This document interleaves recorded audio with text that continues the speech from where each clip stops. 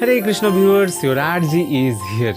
শুধু সনাতন ধর্মেই নয়, বৌদ্ধ এবং জৈন ধর্মেও বেদমাতা সরস্বতী পূজনীয়। আজকের পর্বে বৌদ্ধ এবং জৈন ধর্মে মাতা সরস্বতীর বিষয়ে কি বলা হয়েছে তা জানবো। মাতা সরস্বতীকে কিভাবে বর্ণনা করা হয়েছে, ভিন্ন কোনো নাম রয়েছে কিনা তা জানার চেষ্টা করব। তো চলুন আগে সনাতন ধর্মে মাতা সরস্বতীর উৎপত্তি সম্পর্কে জেনে নিই, তারপর বৌদ্ধ ধর্মমতের গ্রন্থের দিকে যাব। সাথেই থাকুন and don't forget to subscribe. সনাতন ধর্মের পুরাণসমূহের ভিত্তিতে মাতা সরস্বতীর উৎপত্তির কথা যদি বলতে যাই, তাহলে আমিও বিভ্রান্ত হব, আপনিও বিভ্রান্ত হবেন। কারণ এক এক পুরাণে এক এক রকমভাবে মাতা সরস্বতীর উৎপত্তির ঘটনা বর্ণনা করা হয়েছে। যেমন দেবী ভাগবত পুরাণের নবম স্কন্দের 2য় অধ্যায় অনুসারে কৃষ্ণবল্লভা রাধারানীর মুখ হতে মাতা সরস্বতীর উৎপত্তির কথা বলা হয়েছে। এরপর আবার ব্রহ্মবৈবর্ত পুরাণের শ্রীকৃষ্ণ জন্মখণ্ডের 35তম অধ্যায়ে শ্রীকৃষ্ণের মুখারবিন্দ হতে মাতা সরস্বতীর উৎপত্তি হয়েছে এমনটি বলা হয়েছে। আবার মৎস্য পুরাণ, ব্রহ্মাণ্ড পুরাণ, বায়ু পুরাণ, স্কন্দ পুরাণ, মার্কণ্ডেয় পুরাণে আবার আলাদা ঘটনার বর্ণনা রয়েছে। তো প্রশ্ন তো অবশ্যই ওঠে, এক এক পুরাণে এক এক রকম ঘটনা কেন? সংক্ষেপে বলে রাখি এই বিষয়ে, সনাতন ধর্ম জন্মান্তরে বিশ্বাসী, পুনরপি জননম পুনরপি মরণম। সেরকম এই বিশ্ব ব্রহ্মাণ্ড, সমগ্র জগৎ বারংবার সৃষ্টি হয়, বারংবার ধ্বংসপ্রাপ্ত হয়। যেমনটি এই পর্বটিতে বলেছিলাম, শ্রীমদ্ ভাগবত মহাপুরাণের 3য় স্কন্দের 12তম অধ্যায় অনুসারে ব্রহ্মার মনে যখন নিজের কন্যার প্রতি কাম বাসনা জাগে, তখন তার পুত্ররা এই বিষয়ে জানতে পেরে ব্রহ্মাজিকে বলেছিলেন যে, হে পিতা, এহেন কর্ম এর আগে কোনো ব্রহ্মা কখনো করেনি এবং ভবিষ্যতেও কোনো ব্রহ্মা তা করবে না। এই ব্রহ্মাণ্ডে আপনি হচ্ছেন সর্বশ্রেষ্ঠ প্রাণী, আপনি আপনার কাম বাসনাকে সংযত করতে পারেন না। এর থেকে বোঝা যাচ্ছে ব্রহ্মার জন্ম ও মৃত্যু একবার হয়নি, বারংবার হয়েছে, ভবিষ্যতেও হবে।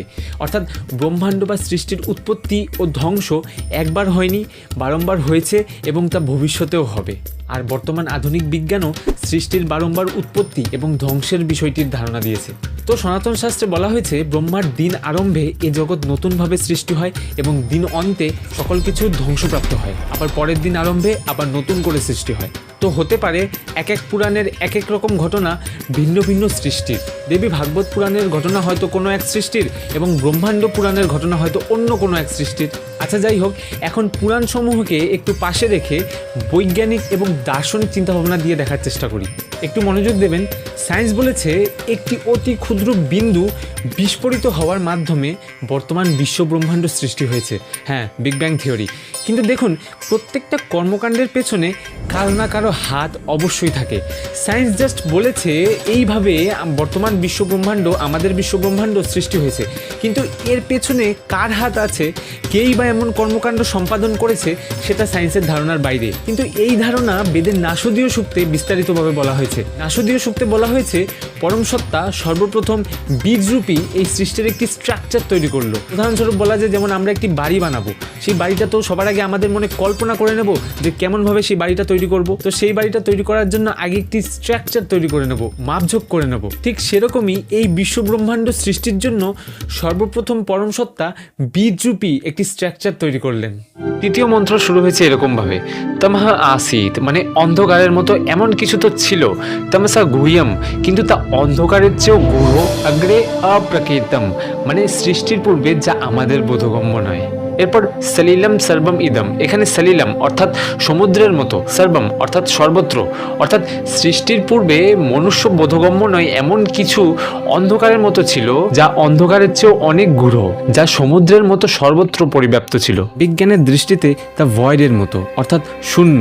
সমুদ্র যেরকম সর্বত্র ছড়িয়ে পড়ে, সেরকম মহাশূন্য সর্বত্র ছড়িয়েছিল, অন্ধকার ছড়িয়েছিল, কিছুই ছিল না।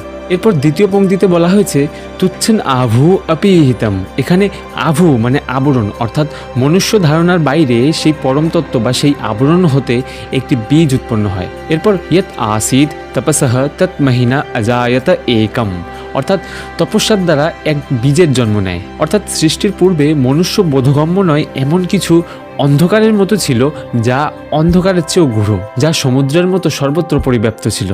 এরপর এক সময় সেই পরম তত্ত্ব বা আবরণ হতে তপস্যার মাধ্যমে এক বীজের জন্ম নিল, অজায়ত।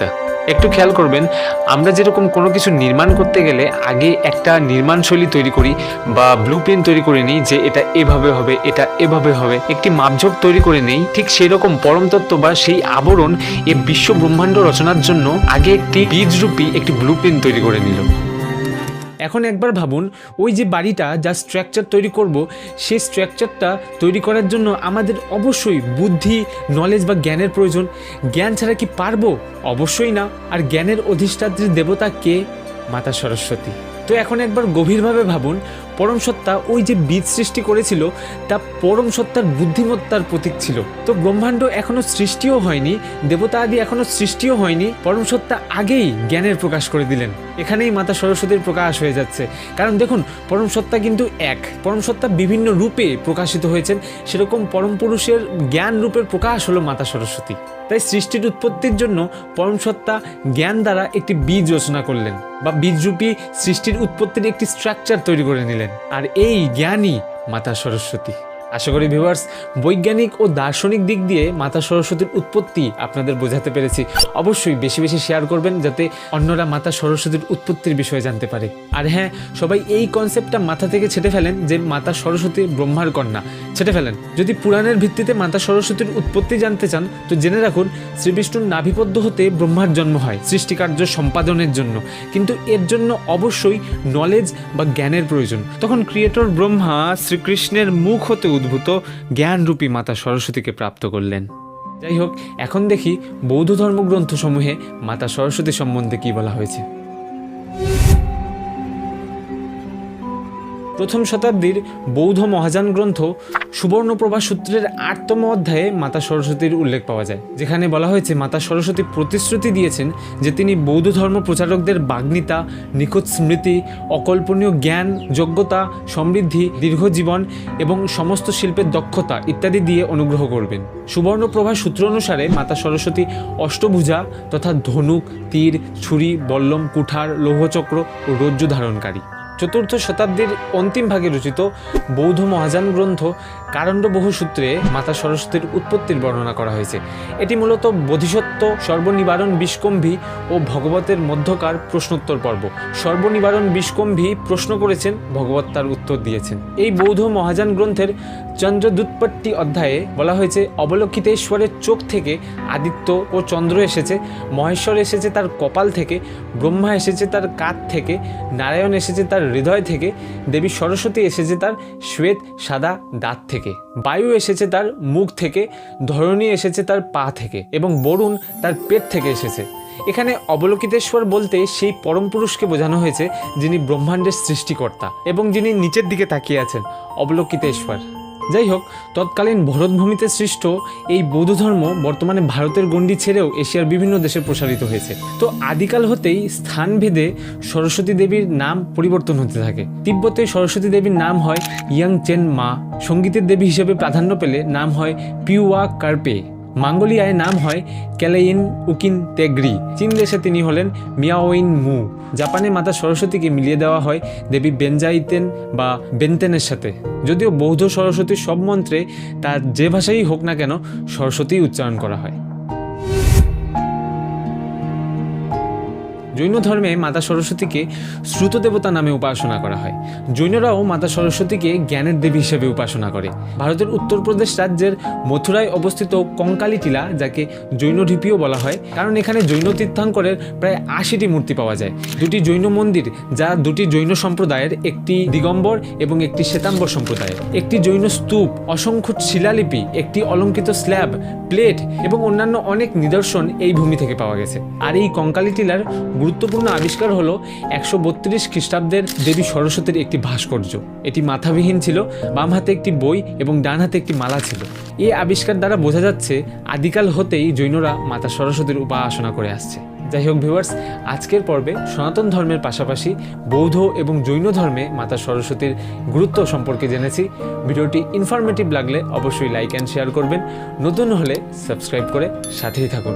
দেখা হচ্ছে নেক্সট কোনো নলেজেবল পর্বে। হরে কৃষ্ণা, জয় শ্রী হরি।